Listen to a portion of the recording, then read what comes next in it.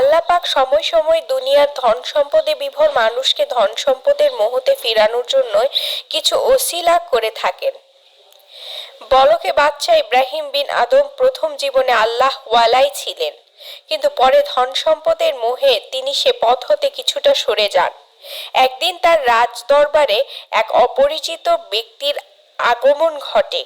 লোকটি রাজ দরবারে উপস্থিত হয়ে বললেন, আমি এই প্রান্তশালায় রাত্রি যাপন করতে চাই। সঙ্গে সঙ্গে তার কথার প্রতিবাদ এলো, আপনি সম্ভবত ভুল করছেন, এটা রাজ দরবার, প্রান্তশালা নয়।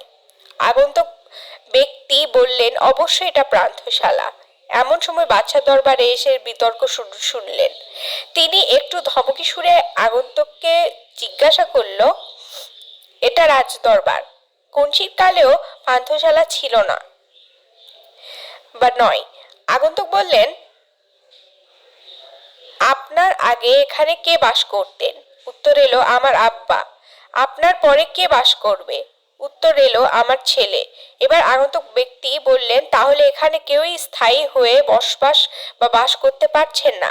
আপনার আগে আপনার পিতা বাস করেছেন, এখন আপনি বাস করছেন, পরে আপনার ছেলে বাস করবে। অতএব এটা অবশ্যই প্রান্তশালা।